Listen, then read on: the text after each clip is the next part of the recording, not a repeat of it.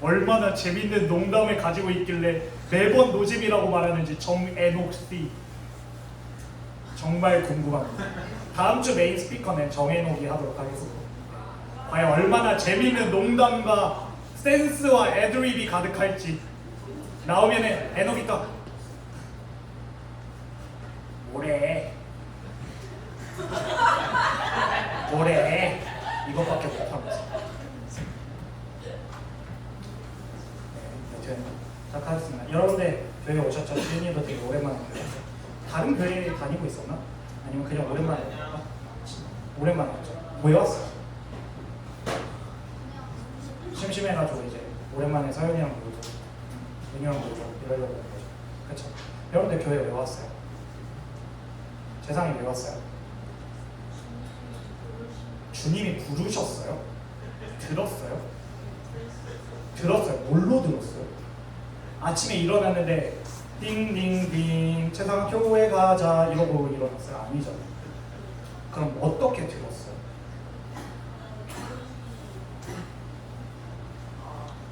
자, 제가 내일 아침 7시 반에 연병장으로 재상이를 부를 거예요.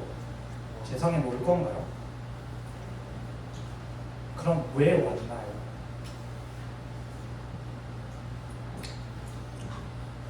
영희쌤 왜 오셨어요? 장난건데 청소년부만 이런 대답을 하면 어려운 거 같아요. 이거 청년부의 대부분이 물어보면 아마 대답 못해요. 청년부가 뭐야? 목사님들 제외, 목사님들은 혹시 이렇게 말할지도 몰라요. 그래도 일은 해야지 약간 이런 식으로 말씀하실지도 몰라요. 약간 사역과 직장이 이렇게 혼합되어 있는 전임 사역자는 또 약간의 고뇌도 있기 때문에 그렇게 대답하실지도 몰라요. 정한이 왜 왔어요? 네 집 개멀잖아요.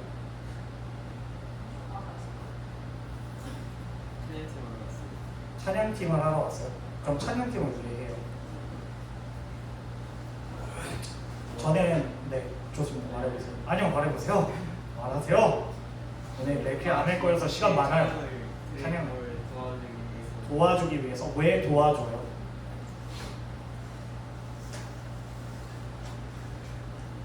동기의 영역은 감정의 영역하고 너무나도 맞닿아 있습니다. 그래서 질문이 이성적이고 객관적이 나오면은 그것이 나에게 진짜 확실한지에 대한 의문을 가지셔야 돼요. 조금 너무 어렵게 나오죠. 질문을 하다가 보면은 내가 어떠한 이유를 말하는 게 아니라 내가 어떠한 감정을 말할 때가 있어요. 예를 들면은 지은이 서연이 좋아요 싫어요? 아 서연이 좋아요 싫어요? 서연이요? 서연이는 저기 뭐예요? 서연이 좋아요 싫어요? 아 그냥 그래요? 그냥 그래요? 싫어요? 싫은 거 아니죠? 좋죠. 네. 그럼 같이 놀면 어때요? 뭐 재밌죠. 뭐 나쁘지 않죠. 심심하지 않죠. 이런 대답이 나왔을 때 저는 그거를 내 안의 정답이라고 생각을 해요. 어제 부르심이라고 하는 주제로 우리가 2박 3일 동안 수련회를 했습니다. 못 간 친구들도 많아서 수련회 얘기보다 제가 이번 주에 들었었던 강의 얘기를 조금 할게요. 어렵지 않아요. 되게 쉬워요. 물론 에린이는 조금 어려울 수 있어요.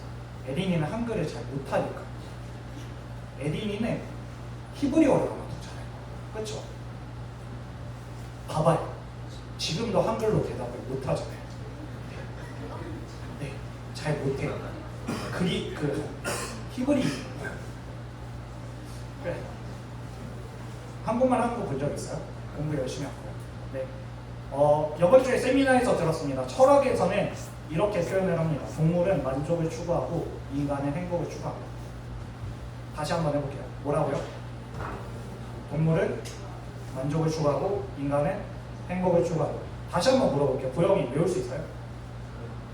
못 외우겠어요? 에린이요? 좋아요. 동물은 만족을 추구하고 인간은 행복을 추구합니다.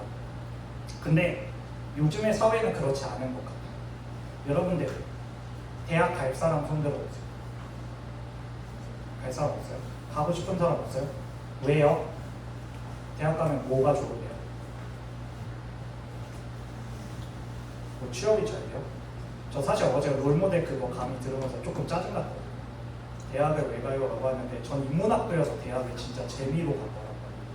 취업이 잘 되는 선택지에 대학이 포함되어 있다고 하는 게 조금은 마음이 아팠어요. 대학 왜 가요? 취업 잘하려고. 취업 왜 해요? 돈 벌려고. 돈 왜 벌어요? 네? 불안정하니까 내가 뭔 일이 생길지 어떻게 해요? 그쵸? 진짜로? 용돈 받아서 모아본 경험 있어요? 왜 모았어요? 사고 싶은 거 사면 어떠세요? 기분이 좋아요. 그럼 돈을 왜 모았어요? 사고 싶은 거 사려고. 그럼 다시 또 물어봐야죠. 왜 사고 싶은 거 사면 기분이 어때요? 행복해요. 돈을 왜 모았어요? 행복하려고. 다시. 우리 돈을 왜 모아요? 행복하려고.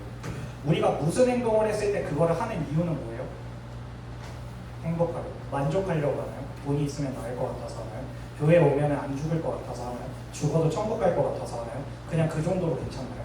진짜로? 천국 가면 좋나요? 아니요. 가본 적이 없는데 어떻게 알아요? 네. 좋을지 안 좋을지 어떻게 알아요? 그럼 좋지 않다라고 제가 이야기를 하면 두려움에 쌓이지 않나요? 여러분들은 교회 왜 나오셨나요? 찬양팀을 왜 하시나요? 찬양팀을 왜 도와주러 오셨나요?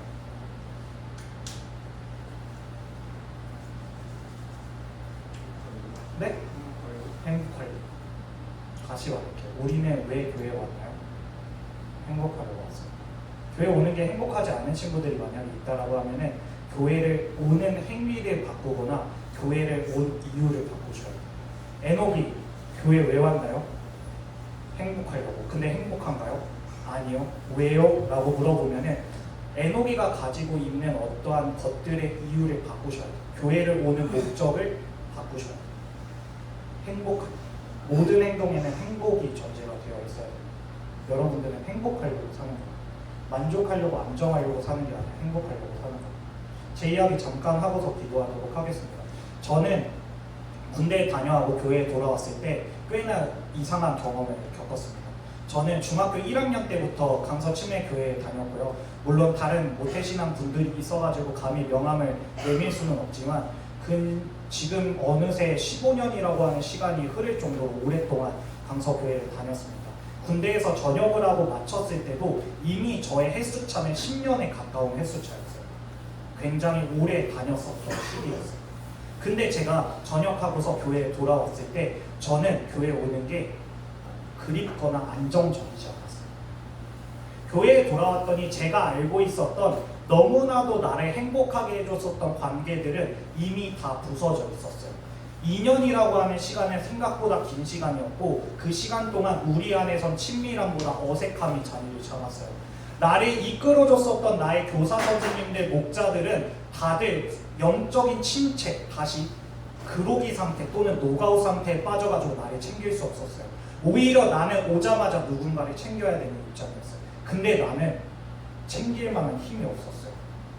전역을 하고 나서 일을 시작했어요. 일을 하는데 일이 구해지지 않았어요.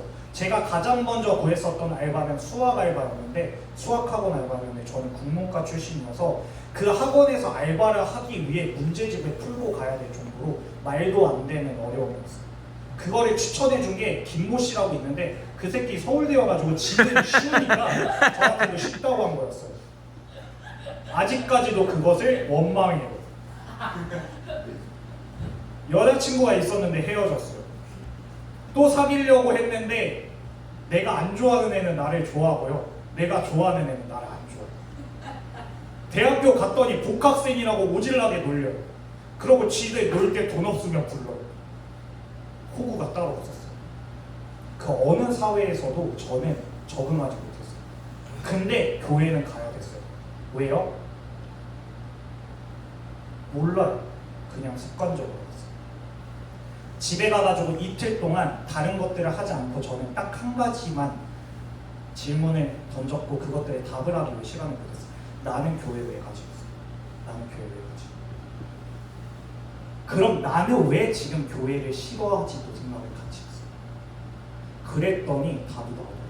나는 수다가 많은 사람, 옆에서 친구랑 계속 이야기하는 걸 너무너무 좋아요. 카페에서 따뜻한 음료 한 잔 시켜놓고 그 음료가 아이스 음료가 될 때까지 수다 떠는 걸 좋아해요. 나중에 그래서 한 입에 털어먹을 정도로 좋아해요. 저는 누군가랑 시간을 같이 그냥 보내면서 재밌는 활동을 하는 걸 너무너무 좋아해요. 아니 사실은 아무것도 하지 않더라도 그냥 옆에 있는 것들을 되게 좋아하는 사람. 누군가 나에게 칭찬하는 것이 너무나도 좋았고요. 누군가에게 칭찬을 해주는 일이 너무나도 좋은 사람이었어요. 근데 그 당시에 우리 교회에는 그러한 환경이 만들어져 있지 않았어요. 그래서 나는 교회에 가기 싫었어요. 근데 그게 정해지니까 내 안에는 한 가지 답이 나왔어요. 이것을 할 수 있는 사람이 있었으면 좋겠다. 예수님은요, 당신의 문제를 해결해 주지 않으세요. 너무너무 힘들 때 그것들을 도와줄 수 있는 힘이 있지만 그것들이 해주실지 안 해주실지 몰라요. 근데 옆에는 계세요. 내가 어떤 고민을 털어놓았을 때 그것들을 직접 해결해 주시지는 않아요. 근데 들어는 주세요. 내가 저 밑까지 떨어졌을 때 나를 보고서 너 정말 잘했다. 너 여태까지 잘했으니까 일어나라 라고 하시지 않아요. 근데 너는 존재만으로 귀하다 하세요. 그렇게 네가 어떤 상황이든 네 옆에 있겠다라고 한 게 그렇게 할 수 있는 존재가 아무리 생각해도 예수님 한 분밖에 없었어요. 그래서 저는 교회를 가야 됐어요. 왜냐하면 행복하니까. 우리 어제 수련회에서 부르심이라고 하는 주제를 우리가 공유를 했습니다. 그리고 그 부르심이라고 하는 것들이 소명이나 어떤 지명에 대한 이야기가 아니라는 걸 배웠습니다. 부르심이라고 하는 것들은 사랑으로 건져 올리는 것이라는 것을 배웠습니다. 우리는 그때 아멘이라고 고백을 했습니다. 우리는 사랑받기 위해 부름받은 존재입니다. 사랑을 받다 보니까 이 사랑이 너무 아까워서 혼자 공유하기가, 혼자 가지고 있기가 너무 아까워서 전하는 존재가 된 것입니다. 우리는 사랑받기 위해 왔습니다. 우리 사연이 아침에 거울 보면 어떤 기분이 드시나요? 오늘은 좀 나 예쁜데 라는 생각이 들 때도 있고, 오늘은 조금 어제 난 여드름 때문에 기분이 잡치는 날도 있죠. 근데 그럼에도 불구하고 서윤이는 예쁘다 라고 말하시는 단 한 분이 계십니다. 그럼에도 불구하고 서윤이는 존재부터 귀하다라고 말하시는 한 분이 계십니다. 지금 당장 내 삶이 어떻게 되더라도 그렇게 응원하시는 하나님이 계십니다. 잠깐 딱 1분 동안 기도하고서 시작했으면 좋겠습니다. 그 선생님 반주 조금만 부탁드리겠습니다. 그 1분 동안 주님 나 사랑해 주세요 라고 하는 한 문제, 주님 나 행복하려고 교회 왔어요 라고 하는 그 한 문제, 둘 중에 어떤 거 선택해도 같은 말이거든요. 그거 붙잡고서 조금 나아갔으면 좋겠어요. 부르셨어요. 사랑으로 부르셨어요. 함께 기도하고 저는 기도드리겠습니다.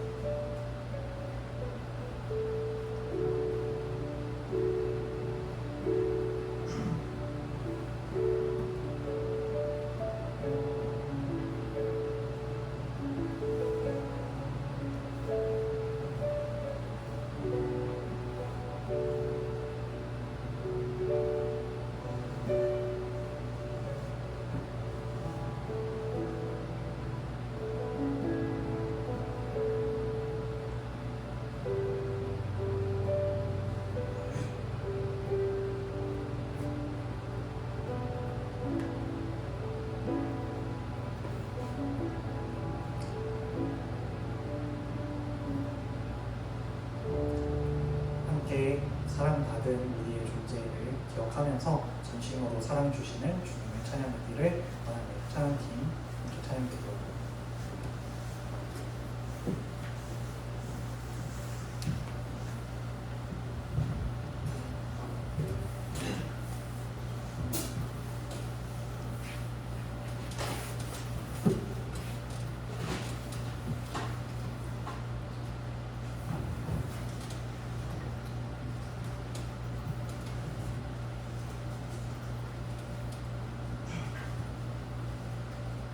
사람들이 있습니다.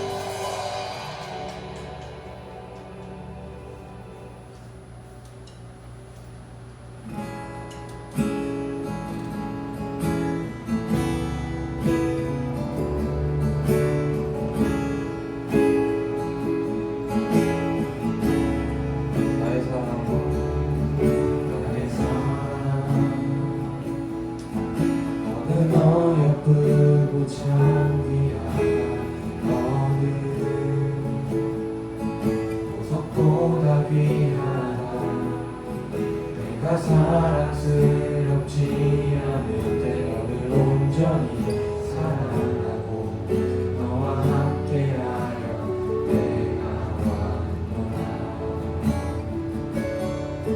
주의 사랑, 이 사랑은 결코 변치 않아. 모든 계절 돌보시네. 푸른 마르고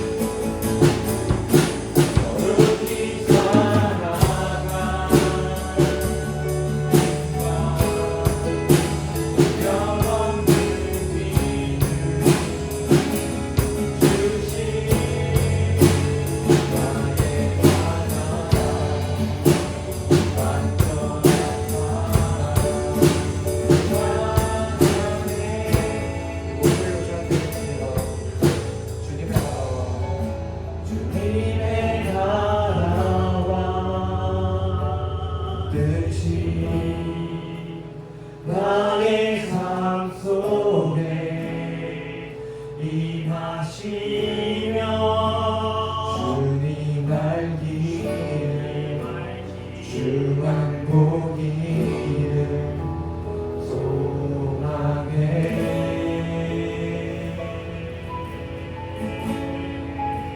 거룩히 살아갈 힘과 두려움없는 믿음 주신 나의 하나님 완전한 사랑 찬양해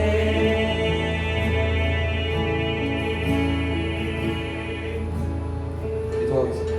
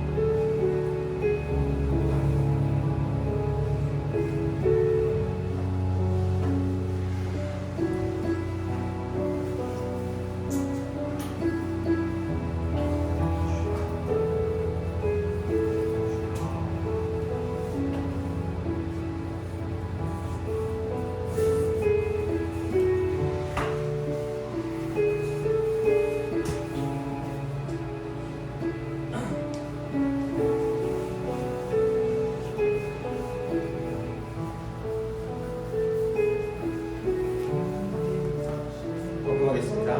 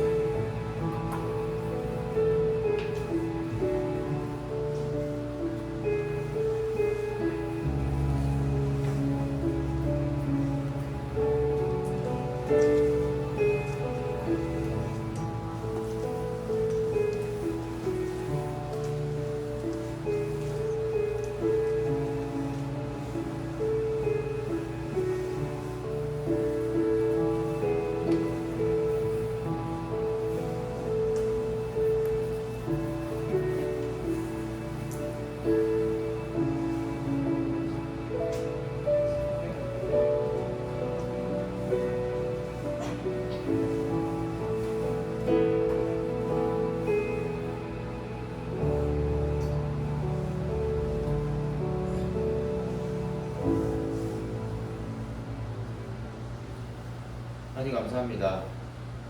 3일간의 수련을 마치고 또 다시 교육관에서 함께 찬양하고 예배드릴 수 있게 해주셔서 감사합니다. 주님, 정말 깊고 넓고 따뜻하고 아늑한 사랑으로 부르신 하나님, 물론 우리를 사랑해주는 사람들이 많긴 하지만 그 사람들의 사랑보다 정말 이 우리가 존재하는 이유의 근원이신 하나님의 사랑을 우리가 알고 경험하길 원합니다. 정말 우리가 일로서 하나님의 사람으로서 뭔가 해야 될 일들을 하고 예수님을 전하는 것이 아니라 정말 하나님의 그 목숨보다 더 소중하게 우리를 여겨주신다. 하나뿐인 아들의 생명보다 더 깊이 우리를 사랑하시는 그 사랑으로 그 사랑을 우리가 진짜 경험해서 정말 그 사랑에 무릎 꿇기 원합니다. 그 어느 누구가 강요하거나 시키는 것이 아니라 정말 하나님의 사랑을 느끼고 그 사랑에 온전히 하나님 앞에 무릎 꿇는 사람들로 우리를 인도하여 주시옵소서. 오늘도 예물을 드렸습니다. 이 예물 가운데 우리의 마음이 담기게 하시고 나아가서 정말 하나님 앞에 나 자신을 드리고 하나님과 기쁘게 살아가는 사람들 될 수 있도록 우리를 이끌어 주시옵소서. 예배 가운데 온전히 높임 받으실 분은 하나님 한 분, 삼위일체 하나님 뿐임을 고백합니다. 이 예배를 기쁘게 받아 주시옵소서. 이 모든 것 우리 주 예수 그리스도의 이름으로 기도드립니다. 아멘.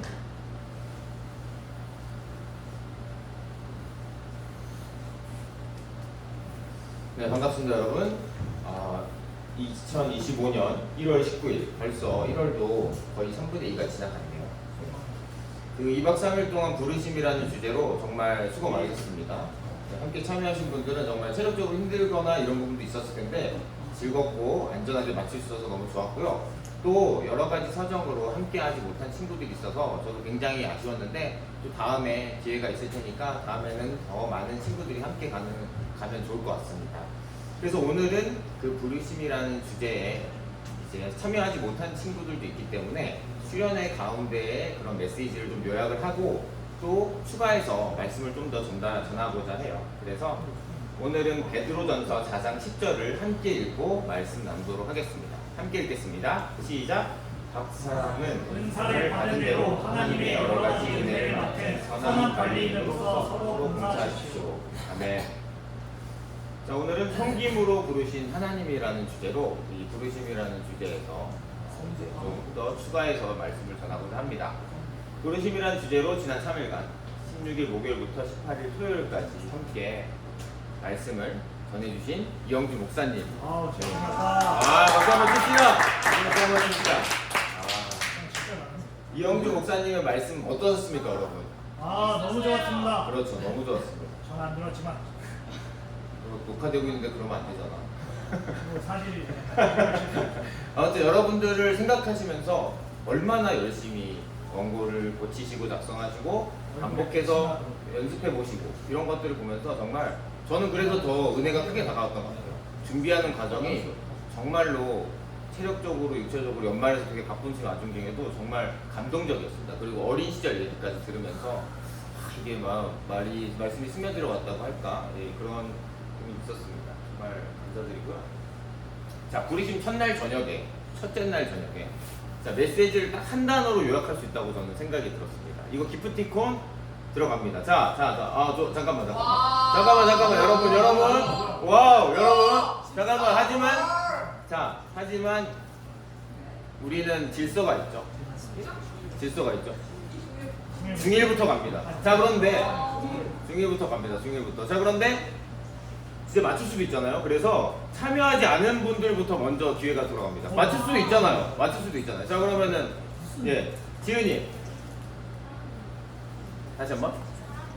사랑은 근접했는데 아쉽습니다. 자, 중일 아직 중일 기회 남았습니다. 중일 다른 사람 누구 있습니까?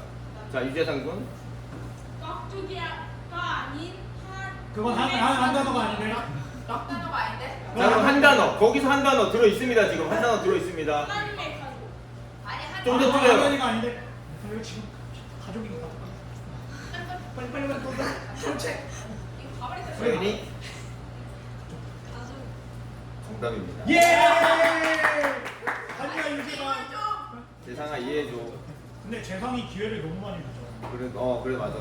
어쨌든 재상이는 근데 거기서 주목을 많이 받았잖아. 그걸로 이해해줘. 자, 그래서 에베소서 2장 9절의 말씀을 중심으로 알려주셨죠. 자, 함께 읽겠습니다. 시작. 그러므로 이제 여러분에게 외국 사람이나 나그네가 아니라 성도들과 함께 시민이면 하나님의 가족입니다. 가족입니다. 이영주 목사님은 하나님의 가족으로 불렀다고 우리를 얘기해 주셨죠. 그러면서 어린 시절 되게 혼자 지냈어야만 했던 그 가정 생활을 알려주시면서 교회에 이제 옆에 있는 친구네 집에서 친구 어머니가 밥을 그렇게 맛있는 걸 많이 주셔가지고 교회 가자라고 했을 때 거절할 수가 없었다. 밥을 너무 많이 먹었어. 거절할 수 없었다. 그래서 들어왔고 소문으로만 듣던 무서운 유병현 형도 보고 형들하고 재밌게 놀기도 하고 가족이기 때문에 다소 구박도 당하면서 근데 진짜 가족이었기 때문에 아직도 그분들은 목사님 되신 분들 많거든요. 그래서 지금도 계속 관계를 유지하면서 거기 계신 목사님들 상당수가 같은 교회 출신이에요. 그래서 하나님의 가족을 이루면서 나아가서 하나님의 일꾼으로 이 성서침례교회를 각 지역을 담당하시는 그런 일꾼들로 해주세요. 여기서도 우리 안에서도 하나님께서 은혜를 주신다면 가능한 일일 겁니다. 그래서 하나님의 가족이다. 가족이 되는 조건은 따로 없다. 뭐가 있냐면 인종, 머리 색깔, 키, 흑인, 백인, 황인 관계없다. 아무것도 관계없다. 돈이 많고 없고 이렇게 재산이 많고 없고 이런 거 다 관계없다. 직업도 관계없고 학교도 관계없다. 어떤 거냐? 예수님이 십자가에서 못 박혀 우리 죄를 위해 대신 죽으시고 부활하셨다는 걸 믿고 그분을 주인으로 따르고 나의 주인임을 고백하고 그분을 따라 살기로 결단하기만 한다면 진짜 마음으로 그러면 하나님의 가족으로 그냥 들어온다. 이 얘기를 해주셨죠. 그래서 하나님의 가족이 연결이 돼서 점점 더 늘어나는 것을 얘기해 주셨습니다. 자, 왔습니다. 둘째 날 저녁. 이것도 한 단어로 한 단어. 가족이었던 게 신청이에요. 아, 이거는 한 단어는 아니죠. 한 문장이나 뭐 이렇게 표현을 해줘야겠다. 자, 그러면 중1은 일단 넘어갔고 중2 가겠습니다. 중2. 세상아, 내가 널 약 올리려고 이러는 게 아니야. 우리의 질서가 있어. 우리 방송 너 많이 봤잖아.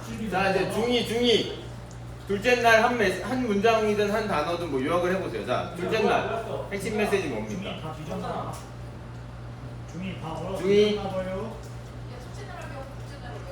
아, 둘째 날 어젠데? 아, 어제가 아닌가? 그제구나. 중2 없습니까? 아니 있어. 좋아, 준서. 생각 중이야. 저 에린이.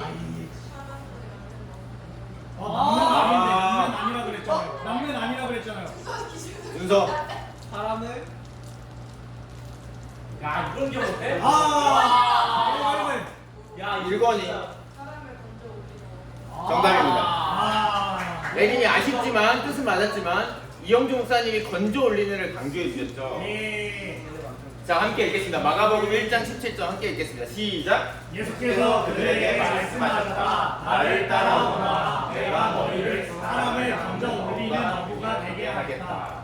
자, 낚는이라는 표현이 물론 맞겠지만 근데 낚는이라는 어감이 이렇게 미끼를 던져서 이렇게 속인다는 느낌도 약간 섞여 있잖아요. 그래서 어떤 걸로 하기 원했었냐면 사람을 건져 올리는 어부가 되도록 부르셨다. 이것은 직업과 관계가 없다.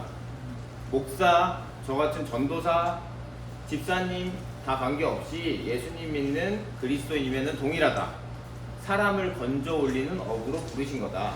이것은 우리가 학자가 되건 교수님이 되건 선생님이 되건 회사원이 되건 사업가가 되건 아니면 조그맣게 동네에서 카페를 운영하시던 아무런 상관이 없다. 사람을 건져 올려야 된다. 거기서 만나는 사람들을. 자, 이 당시는 여기는 이제 갈릴리 호수가 이렇게 되어 있는데 굉장히 큰 호수이기 때문에 바다로 착각할 수도 있는. 근데 예전에는 이런 배를 타고 다녔고 또 낚는다는 표현이 적당하진 않은 게 낚싯대를 사용하지 않았어요. 그때 낚시할 때 어떻게 했냐면 여러분도 잘 알듯이 그물을 사용했습니다. 그러니까 건져 올린다는 표현이 아무래도 더 적합하다. 그러면 어떤 물에서 건져 올리는 거냐? 여러분 진짜 깜깜한 이 바다 경험해 보신 적 있습니까? 네. 밤바다 언제 경험해 보셨어요? 여수 가서 예, 여수 밤바다 예 놀기 좋은 곳이죠. 맞습니다. 그때 그 자매랑 잘 됐어요. 제가 생각한 방향대로 흘러가지 않는 거죠, 역시. 자, 그런 여수 밤바다는 아름다운 해변이지만 내가 배를 타고 간다고 생각해봐요. 아까 같은 그런 조그만한 조각배를 타고 가. 이 바다 한가운데 있다고 생각하고 빠질 수 있다. 빠져. 그런데 조명이 없어. 깜깜해. 망했어. 그런 위험에 빠졌을 때 생명의 위협을 느끼잖아. 그런데 우리가 그렇게 물에 빠져 있지 않아도 요즘에는 한까만 어둠 속에, 깜깜한 물 속에서 혼자서 힘들어하고 있는 사람들이 너무나 많습니다. 뉴스만 봐도 알 수 있죠. 이 사람과 나는 아무런 싸운 적도 없어.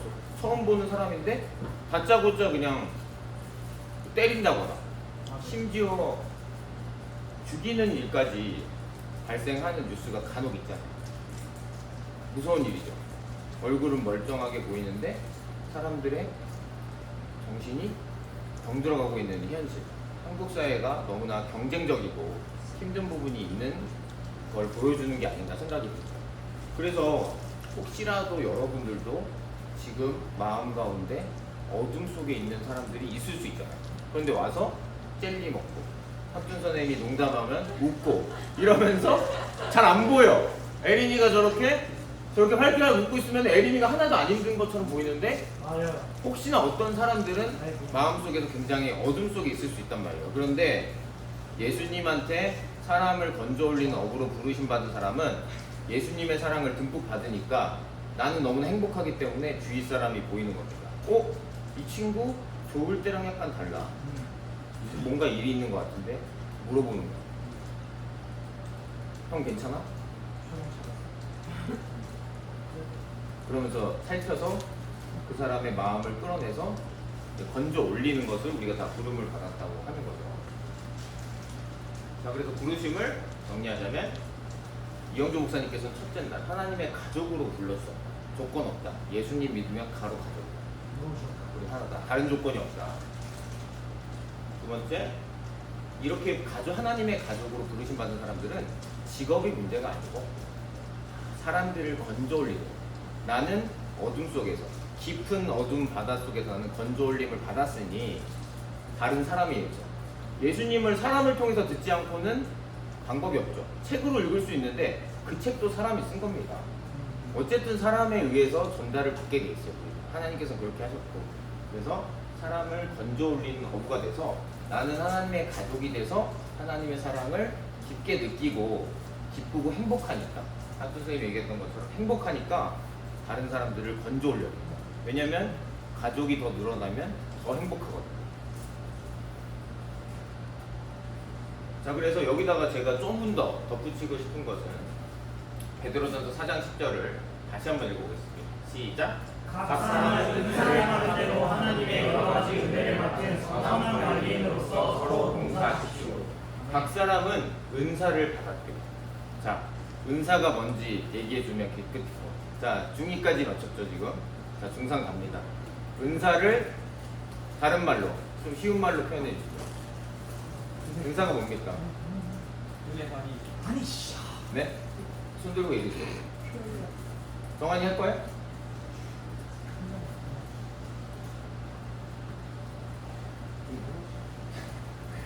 네, 정한이. 달란트. 네? 달란트. 내가 원하던 답이 아닌데 약간 다르네요. 자, 그러면은 중3 넘어갑니까? 자, 고1 은사. 고1 없습니까? 고1 연재 나이죠. 훈식이, 건이 연재죠. 사람마다 다 하나씩 고일 또 가지고 있습니까? 있는 고일이, 어떤 능력을 뭐라고 해요? 선천적. 자, 고2 에녹이.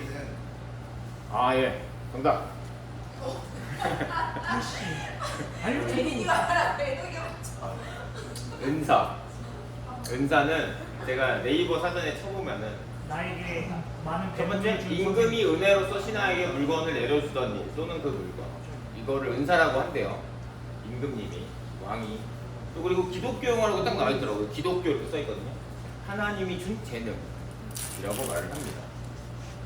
그래서 각 사람은 하나님이 준 재능을 받은 대로, 여러분 지금 잘하는 게 다 다릅니다. 어떤 사람은 똑같이 연습을 해도 축구를 더 잘하고, 어떤 사람은 농구를 더 잘해요. 어떤 사람은 연습하지 않아도 워시브이나 춤을 춰도 뭔가 잘 추는 것 같은 사람이 있고, 어떤 사람은 오밀조밀하게 잘 만듭니다.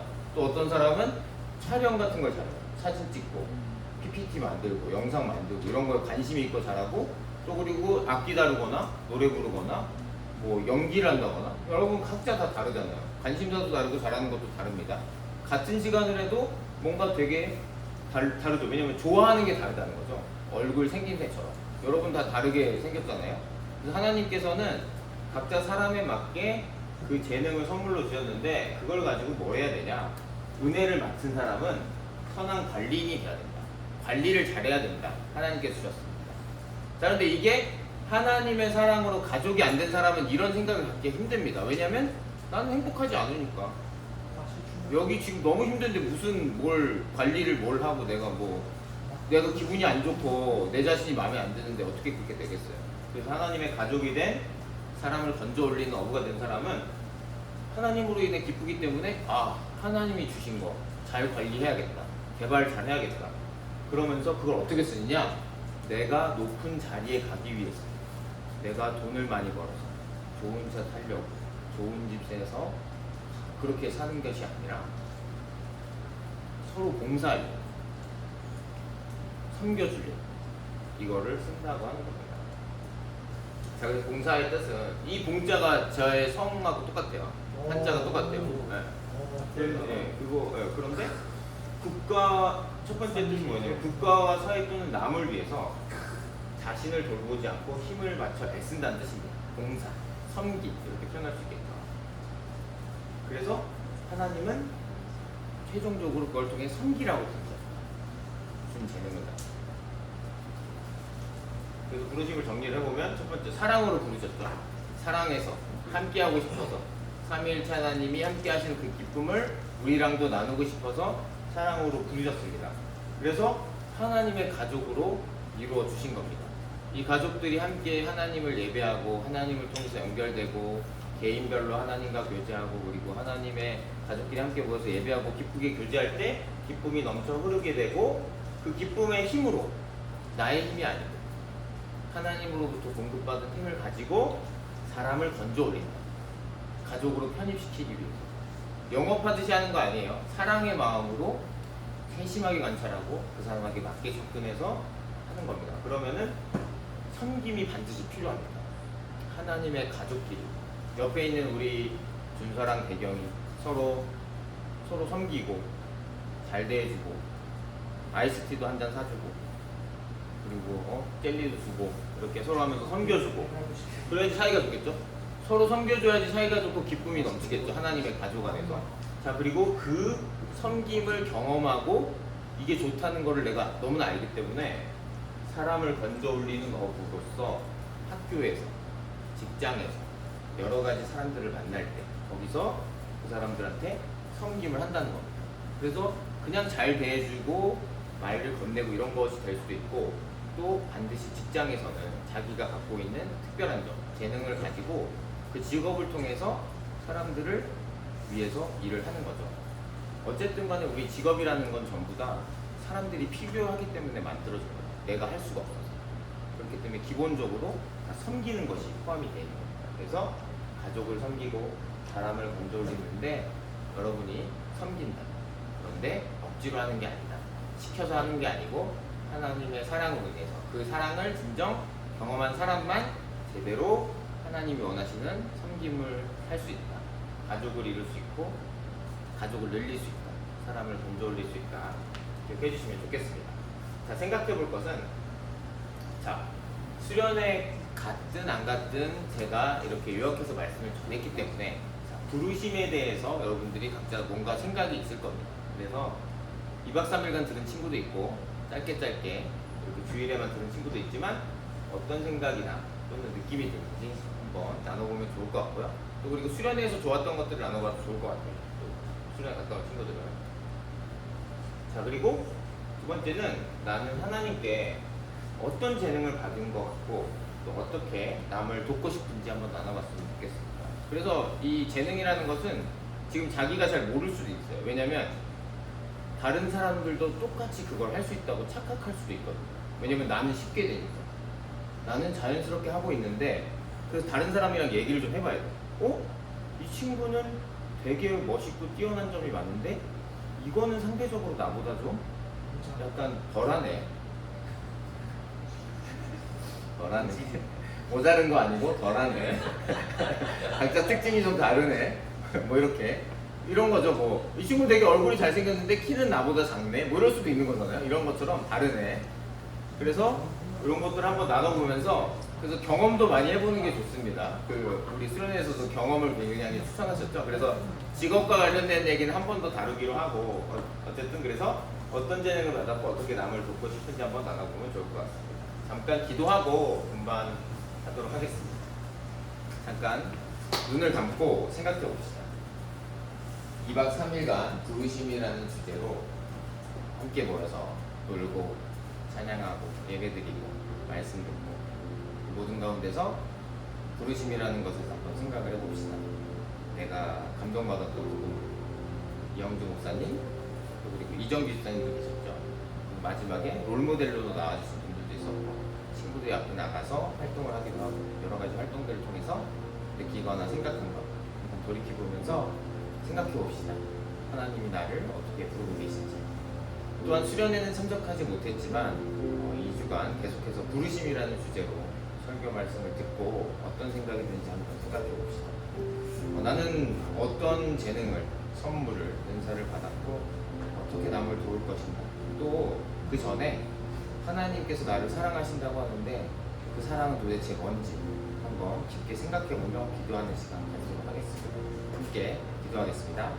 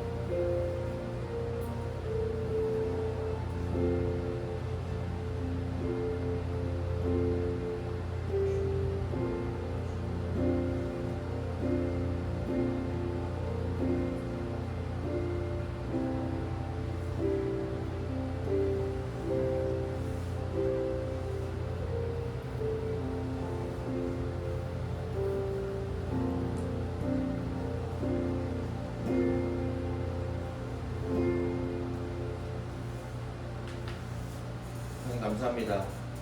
부르심이라는 주제로 함께 수련회를 보내고 깊게 생각해 볼 수 있는 기회를, 사람들과 함께 경험할 수 있는 기회를 주셔서 정말 감사드립니다.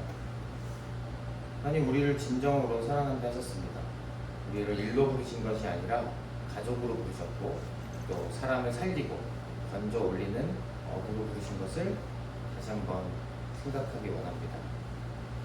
우리 각자의 얼굴이 다르듯이, 키가 다르듯이, 관심사가 다르듯이 우리에게도 하나님께서 주신 재능이 있습니다. 좀 우리가 하나님의 사랑을 깨닫고 나에게 주신 것들을 잘 관리해서 정말 하나님이 원하시는 사람을 건져 올리는 어부가 될 수 있도록 우리를 인도하여 주시옵소서. 무엇보다 하나님의 일에 사로잡혀 자신을 돌보지 못하는 그런 사람이 되는 것이 아니라 정말 날마다 하나님의 사랑으로 철철 넘쳐서 모든 것을 바쳤던 베드로, 요한, 바울 사도와 같은 그런 신실한 하나님의 사람이 될 수 있도록 우리를 인도하여 주시옵소서. 힘든 일도 있고 어려운 일도 있겠지만 하나님께서 우리 자신을 정말 세상에서 하나뿐이 없는, 우주에서 하나뿐이 없는 존재로 지으셨음을 기억합니다. 주님, 특별한 계획으로 인도하시오니 믿고 나아갈 수 있도록 인도하여 주시옵소서. 이 모든 것 우리 주 예수 그리스도의 이름으로 기도드립니다. 아멘. 하나님께 영광의 박수 올리겠습니다.